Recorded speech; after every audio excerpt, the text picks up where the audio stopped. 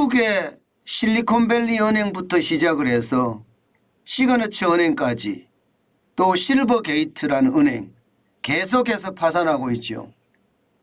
물론 정부가 예금자에게 한도 없이 보정을 한다고 해서 이 좀 잦아들기는 했습니다. 그런데 미국의 어떤 그 은행들의 파산의 어떤 핵심을 보면 뱅크런이었거든요. 근데 그 뱅크런을 보고 있으면 이거는 우리나라에서 더 빨리 나올 수 있는데 이렇게 생각할 수 있는 요소가 굉장히 많습니다. 여러분 일단 이거를 먼저 한번 보시죠. 실리콘밸리 은행의 하루 동안 인출 금액입니다. 하루 동안 420억 달러예요. 우리 돈으로 따지면 거의 5조 원가량 되죠. 순식간에 하루에 쑥 빠져나간 겁니다.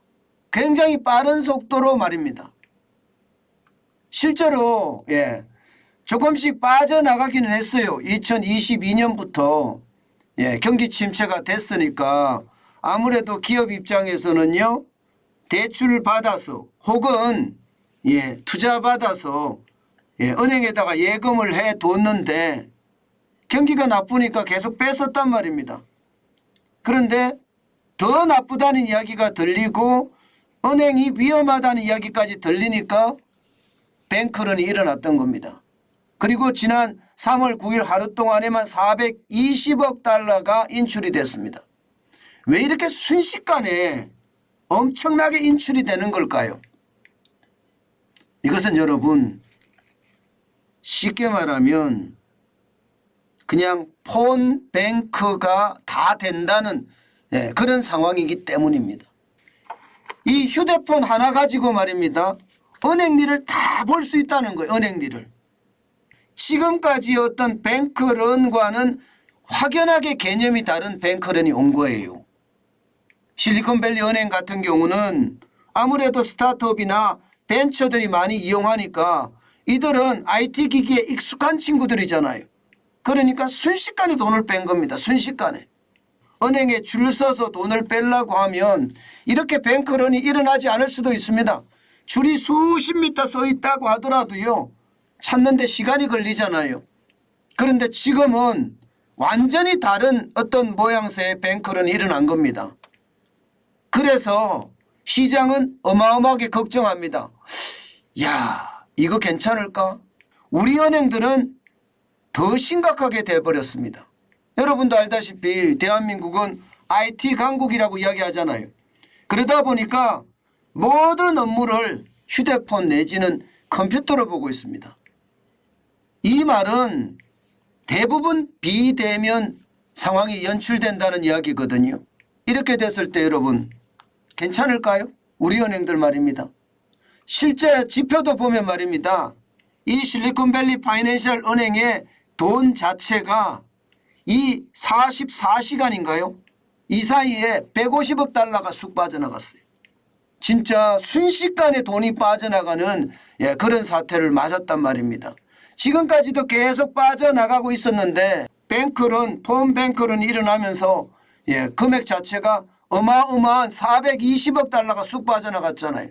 그러니까 지금까지 빠져나간 것까지 합치면 이것은요 결국은 은행에 돈이 씨가 말라가는 그것도 순식간에 빠져나가는 그런 결과를 초래하고 말았던 거죠. 당연히 파산을 했죠. 44시간 만에 파산했다고 이야기하잖아요. 아마 지금까지 말입니다. 은행 역사상 유례가 없는 일입니다. 44시간 만에 은행이 파산한다는 것은 단 한 번도 일어나지 않은 일입니다. 경험하지 못한 일이 터진 거예요. 그럼 우리는 어떨까? 우리는 여러분 보세요. 우리도 보면 심각합니다. 여러분 보시는 것처럼 2022년 현재입니다.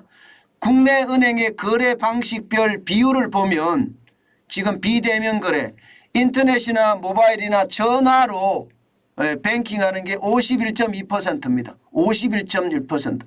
절반이 넘는다는 뜻이에요. 절반이 넘는다. 기타 ATM을 활용하는 게 47.3%고요. 지점을 방문하는 것은 여러분 보시는 것처럼 어마어마하게 낮습니다. 1.5%입니다. 1.5%. 굉장히 낮죠.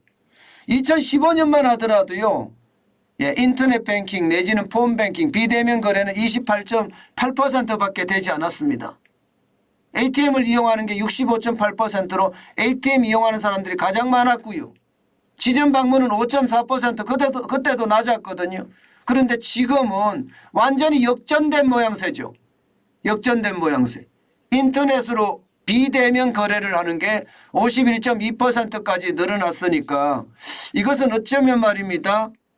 실리콘밸리 같은 그런 사태가 터졌을 때 어느 누구나 할 것 없이 스마트폰으로 돈을 옮길 수가 있고 돈을 찾을 수가 있다는 이야기가 되는 거예요. 그러면 한국에도 뱅크런이라는 게 저는 쉽게 일어날 수도 있다고 생각을 하는 거고요. 그 상황이 진짜 심각해질 수도 있다 이런 생각도 합니다.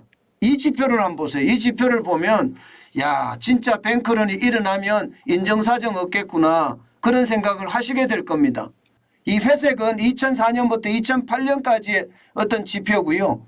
이 주황색은 2018년부터 2022년 6월까지 지표인데 그냥 이 그래프에서 딱 볼 수 있는 게 수시 입출식 예금이 굉장히 많이 늘었다는 사실이죠.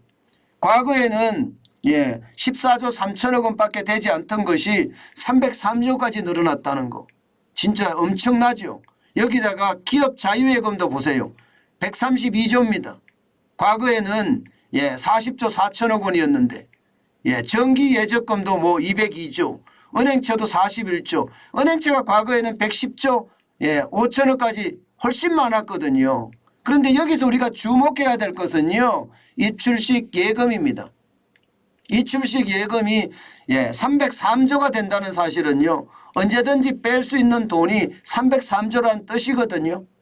만약에 한국의 어떤 상황이 나빠졌다 이러면 뱅크런이라는 게 폰뱅크런이 심각해질 수도 있다는 이야기가 되는 겁니다. 저는 이 사실을 보면서 말입니다. 야, 미국이 하루 동안에 420억 달러를 인출을 하고 그리고 44시간 만에 한 개의 은행이 폐쇄됐다. 대한민국에서 만약에 그런 유사한 위기가 발생이 되면 어떨까? 아마 하루 동안의 폰뱅킹의 어떤 숫자는 굉장히 커질 수도 있고요. 여기에 따르는 그 속도는요. 훨씬 더 빠를 수도 있고 금액도 더 클 수도 있습니다. 그래서 위험스럽다 이렇게 이야기를 합니다. 지금 금융 자체가 어디 하나 할 것 없이 위험하다고 이야기하잖아요. 지금 2금융권도 그렇고요. 1금융권도 마찬가지가 될 가능성 높습니다. 특히 말입니다. PF 대출에 대한 위기감이 굉장히 커져요. 그중에서도 대표적인 게 증권사의 어떤 PF 대출이나 저축은행이나 여기에 대한 PF 대출 이게 대한 위험이 굉장히 크다고 이야기를 하고 있거든요. 거기에다가 대출 만기 연장 그 금액도 진짜 만만치 않잖아요. 대출 만기 연장이 133조 3천억 정도 되니까 이것이 만약에 터지면 인정사정 볼 것 없습니다. 여기에다가 PF 대출이 150조 정도 된다고 생각을 해보세요. 그러면 어느 한 곳이 만약에 무너졌을 때 우리 대한민국의 어떤 IT 실력에 따라서 엄청나게 폰 뱅크런이 일어날 수도 있다는 사실 아마 여러분들도 잘 알고 계실 겁니다. 그런데 이렇게 뱅크런이 일어났을 때 진짜 위험해지는 것은요. 한 은행의 자산 한 곳에다가 굉장히 많은 돈을 넣어놨을 때입니다. 여러분 지금 보시는 것처럼 예금자 보호 한도를 초과하는 금액을 보면 여러분 2022년 6월에 1152조 7천억 원이나 됩니다. 이게 2017년만 하더라도 724조 3천억 원 정도였는데 지금은요 훨씬 더 많이 늘어났어요. 정부가 돈을 엄청나게 풀어제꼈으니까 현금이 시중에 엄청 많잖아요. 통화량이 극대화됐다고 이야기했잖아요. 문재인 정부 5년 동안만 나라에서 푼 돈만 이게 415조가 넘습니다. 그러니 돈은 넘쳐납니다. 문제는 돈이 넘쳐나니까 예금자 보호 한도를 넘어가는 돈들도 많다. 이런 얘기가 되는 거거든요. 요즘 같은 위기에는요. 대한민국에서의 폰뱅크로는요. 그 어느 때보다 위험해질 수 있다고 저는 생각을 합니다. 그렇기 때문에 절대로 한 곳 은행에다가 많은 돈을 넣어두는 것은 저는 바보 같은 미련한 짓이라고 생각합니다. 저만 하더라도 주거래은행 하면서 농협은행에다가 저는 주로 많이 넣어놨는데 요즘은 그렇지 않습니다. 5대 시중은행에 각각 돌아가면서 뭐 많은 금액은 아니니까 돈을 넣어놓고 있습니다. 저는 여러분들에게 꼭 권하고 싶어요.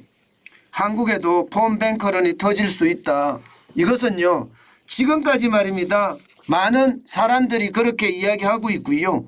실질적으로 말입니다. 전문가들도 이 폰뱅크런이 만약에 터졌을 때 그 감당을 하기가 어렵다 이렇게 이야기합니다. 과거 같은 창구 뱅크런은 이제 옛말이고요. 대한민국 같이 디지털이 잘 돼 있는 나라에서는요. 이게 그만큼 굉장히 위험한 머니무브가 일어날 수도 있다는 것 아마 여러분들도 잘 알고 계실 겁니다. 때문에 조심하시고 또 조심하셔야 되는 거 저는 잊지 말아야 된다. 그 말씀 또 한 번 강조합니다. 그 정도로 시장의 어떤 불안감 아직까지 크고요. 아마 당분간 금융공황에 대한 위협이 당분간 클 겁니다. 물가에 대한 불안감은 저는 더 커질 수 있다고 생각을 합니다. 때문에 여러분 폰뱅크런에 대처하기 위한 다양한 예적금 반드시 준비하시는 게 좋다. 그 말씀 다시 한번 올립니다.